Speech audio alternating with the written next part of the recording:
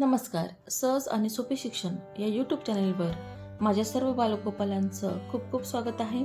आज आपण standard 7 general science यातील chapter number 11 cell structure and micro organism याचा सेकंड पार्ट बघणार आहोत. Cell size. There is great variation in shapes of cells. सजीवांच्या पेशीच्या आकारात विविधता असते. Their shape are mainly related to their function. त्यांचा आकार हा प्रामुख्याने त्यांच्या कार्याशी निगडित असतो. Observe the cell of different shapes shown below. मग खाली काही विविध आकाराच्या पेशी दिलेल्या आहेत, त्यांचं आपण निरीक्षण करू. बघा अमिबा की जो इरेग्युलर असतो, त्याला विशिष्ट असा शेप नसतो. स्पायरोगायरा अल्गीमध्ये प्रेझेंट असतात ह्या cells. A flat cell under the स्किनच्या खाली आपल्याला फॅट सेल बघायला मिळतात. रेड ब्लड सेल्स आपल्या ब्लडमध्ये रेड ब्लड सेल्स असतात. अँड एग सेल फिमेल युटेरसमध्ये एग सेल्स असतात. सरफेस सेल स्किनवर तसंच जे आपले इंटरनल ऑर्गन्स असतात त्याच्या वॉल्स इनर वॉलला सरफेस सेल्स असतात. मसल सेल्स तर आपली जी काही मस्क्युलर सिस्टीम बनलेली आहे त्या ह्या सगळ्या मसल सेलमुळे ती निर्माण होत असते. अ बोन सेल आपल्या शरीरात जी काही स्केलेटन आहे हाडांचा सापळा, मग प्रत्येक बोन हा बोन सेल पासून तयार झालेला आहे. अ नर्व सेल न्यूरॉन्स आपल्या मेंदूपासून तर पाठीच्या मणक्यांमध्ये एक स्पायनल कॉर्ड गेलेला आहे, त्याच्यापासून ह्या सगळ्या नर्व सेल आपल्या शरीराच्या टोकापर्यंत पोहोचलेला आहे, जेणेकरून आपल्याला सर्व प्रकारच्या फिलिंग्स कळतात. कोणी पिन टोचली तरी आपण आपला हात बाजूला घेतो की एवढं स्किनपर्यंत ह्या नर्व सेल पोचलेल्या असतात. यापासून आपल्या सर्व प्रकारच्या संवेदना यांचं ज्ञान होत असतं. स्पर्म मेन टेस्टिसमध्ये स्पर्म असतात. Cells are of many different shapes. Example circular, rod shape, columnar, spiral, oval, rectangular etcetera. पेशी विविध आकाराच्या असतात. सर्क्युलर म्हणजे गोलाकार, राऊंड रॉड शेप म्हणजे दंडाकार, कॉलमनार स्तंभाकार, स्पायरल सर्पिलाकार, ओव्हल अंडाकृती, रेक्टँग्युलर म्हणजे आयताकार. तर या विविध आकाराच्या पेशी असतात. मागील पेज नंबर 72 वर जो कॅन यू टेल हा प्रश्न विचारला आहे त्याचं तुम्ही आन्सर लिहू शकतात. Each cell contain various components for carrying out the life processes of the living organism. मग लाईफ प्रोसेसेस आपण बघितल्या मागे, फूड इनटेक करणे, डायजेशन, त्याचे एक्सक्रिशन. तर या ज्या काही आपल्या लाईफ प्रोसेसेस आहेत त्या घडून आणण्यासाठी प्रत्येक सेलमध्ये काही कॉम्पोनंट्स आहेत, तिचे काही घटक आहेत. दिस कॉम्पोनंट्स आर कॉल्ड ऑर्गेनेल्स. मग या घटकांना पेशींची अंगके असे म्हटले जातात. These organelles are studied in detail with the help of the electron microscope, which can magnify images up to 2 multiplied by 10 raised to 9 2 billion times their actual size. मग या पेशी अंगकांचा अभ्यास इलेक्ट्रॉन मायक्रोस्कोपच्या सहाय्याने करता येतो की ज्यामुळे पेशीचा आकार 2×10⁹ म्हणजेच 2 बिलियन पटीने मोठी प्रतिमा बघावयास मिळते. There are 2 main types of cell, animal cells and plant cell. मग प्रामुख्याने या पेशींचे वनस्पती पेशी आणि प्राणी पेशी असे 2 टाइप्स आहेत. This cell consist of various types of membrane bound cell organelles. मग या पेशी सेल मेम्ब्रेन म्हणजेच काय तर पेशीपटलाने बनलेल्या विविध अंगकांच्या अंतर्भावाने तयार झालेल्या आहेत. Plant cell have a definite shape due to presence of cell wall around them. मग वनस्पती पेशींच्या भोवती स्वतंत्र अशी पेशीभित्तिका असते, त्यामुळे तिला विशिष्ट असा डेफिनेट शेप म्हणजे विशिष्ट आकार प्राप्त होत असतो. Beside unlike animal cells, plant cell consist single large vacuoles. वनस्पती पेशींमध्ये मोठ्या आकाराच्या व्हॅक्युल्स म्हणजे रिक्तिका असतात. ॲनिमल सेलमध्ये त्यांचा आकार लहान असतो. आपल्या खाली दिलेल्या फिगरमध्ये ते दिसणारच आहे आपल्याला. All these cells are known as eukaryotic cell. या सर्व दृश्य केंद्रकी पेशी आहेत. युकॅरियोटिक सेल म्हणजे दृश्य केंद्रकी म्हणजे त्यांचा केंद्रक आपल्याला दिसत असतो. या ठिकाणी ही एक प्लांट सेल आहे, इथे ॲनिमल सेल आहे. इलेक्ट्रॉन मायक्रोस्कोपच्या खाली आपण ह्या बघितल्यानंतर त्याच्यात ही सर्व सेल ऑर्गॅनेल्स आपल्याला दिसत असतात, पेशी अंगके दिसत असतात. हे जे काही ग्रीन कलरचं लिक्विड फॉर्ममध्ये दिसत आहे ते आहे सायटोप्लाझ्मा म्हणजे पेशीद्रव्य. मग दोघांमध्ये ते प्रेझेंट असतं आणि या पेशीद्रव्यामध्येच ही इतर सेल ऑर्गॅनेलिज ह्या पसरलेल्या असतात. प्लांट सेलमध्ये क्लोरोप्लास्ट आहे बघा, याच्यामुळे ह्या प्लांटला ग्रीन कलर प्राप्त होत असतो आणि त्याच्यामुळे वनस्पती स्वतःचं अन्न स्वतः तयार करत असतात. मायटोकॉन्ड्रिया दोघंही सेलमध्ये प्रेझेंट आहेत. तर ह्या दोघांना डबल कव्हर आहे, डबल मेम्ब्रेन आहे. तर हा न्यूक्लियस आहे म्हणजे केंद्रक आणि त्याच्या भोवती एंडोप्लाझ्मिक रेटिक्युलम आहे, आंतरद्रव्य जालिका आहे. मग यांचे फंक्शन आपल्याला पुढील पानावर बघायचेच आहे. पुढे आहे गॉल्जी बॉडी म्हणजे गॉल्जी पिंड. त्यानंतर लायसोसोम ॲनिमल सेलमध्ये प्रेझेंट आहे. फ्री रायबोझोम्स आहेत दोघंही ठिकाणी. तर फरक स्पष्ट करामध्ये यांचा शेप, व्हॅक्युअलचा आकार, पुन्हा कोणते सेल ऑर्गॅनेलिज कोणामध्ये नाहीत कोणामध्ये आहेत, तर यावरून तुम्हाला त्याचा फरक स्पष्ट करता येणार आहे. तसेच त्यांच्यातील साम्य काय आहे हे सुद्धा, साम्य म्हणजे सिमिलॅरिटीज, हे सुद्धा तुम्हाला त्या ठिकाणी सांगता येतील. परीक्षेला प्लांट सेल आणि ॲनिमल सेल याची डायग्राम विचारली जाते, तिला लेबल द्यायची असतात. तर व्यवस्थित याचा अभ्यास करून ठेवायचा आहे. The cell has 4 main parts: the cell wall, cell membrane, cytoplasm and cell ऑर्गॅनेल्स.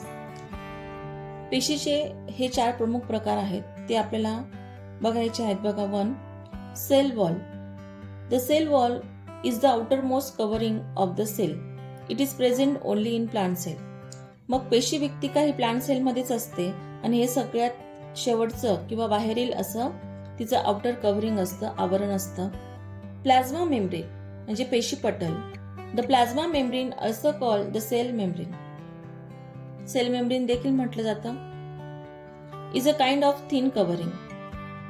पेशी पटल हे एक पातळ आवरण आहे. It is extremely delicate and flexible. ते अतिशय नाजूक आणि लवचिक असते.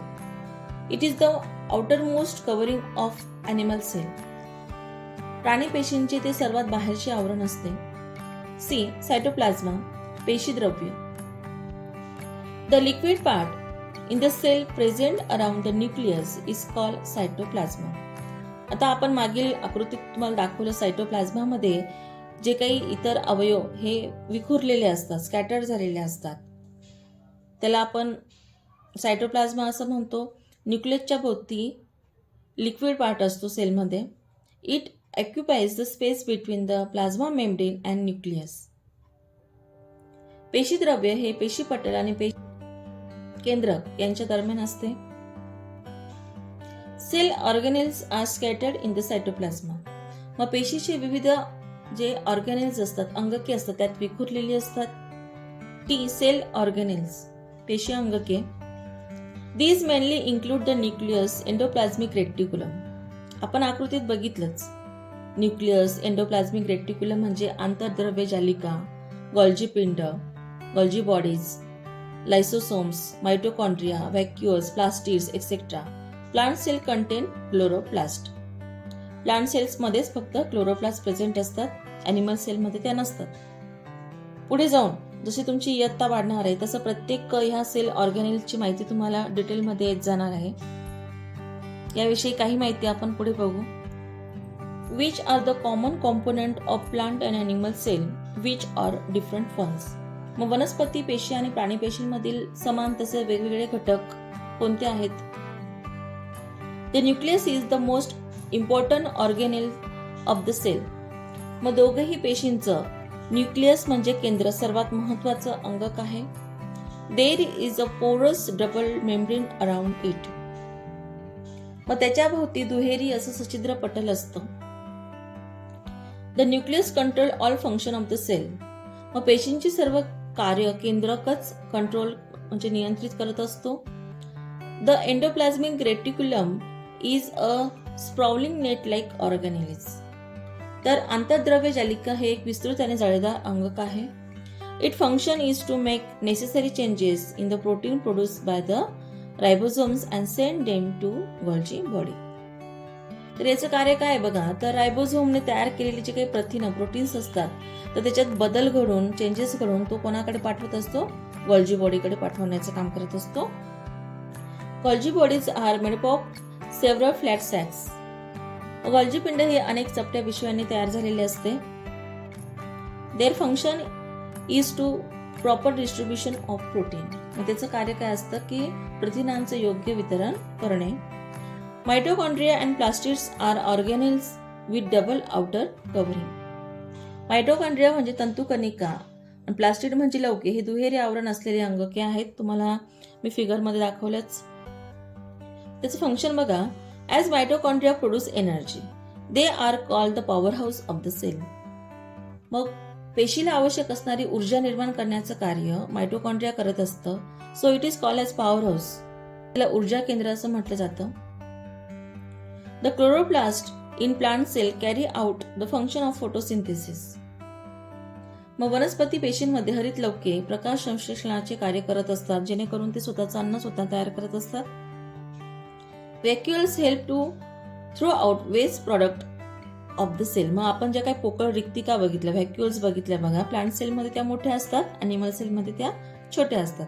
मग ह्या वेस्ट प्रॉडक्ट म्हणजे काही जे काही टाकाऊ पदार्थ बाहेर टाकण्याचं काम करत असतात त्या in the form of gases. व्हॅक्युअल्स in animal cells are small whereas there is only one large vacuole in plant cell. प्राणी पेशींमधील रिक्तिका आकाराने छोट्या असतात, तर वनस्पती पेशींमध्ये एकच मोठी रिक्तिका असते. Use your brain power. जरा डोके चालवा. How do the cells acquire definite shape. पेशींना निश्चित आकार कशामुळे प्राप्त होतो? The cell acquire definite shape due to their cell wall and plasma membrane. Second, how are cell protected. मग पेशींचे संरक्षण कशामुळे होते? 1. The plasma membrane does not allow unwanted substance to enter the cell. मग प्लाझ्मा मेम्ब्रेन कोणतेही अनावश्यक घटक हे पेशीमध्ये जाऊ देत नाही. The cell wall of plant cell also protect the. What are the needs of cells? पेशींच्या गरजा कोणत्या आहेत?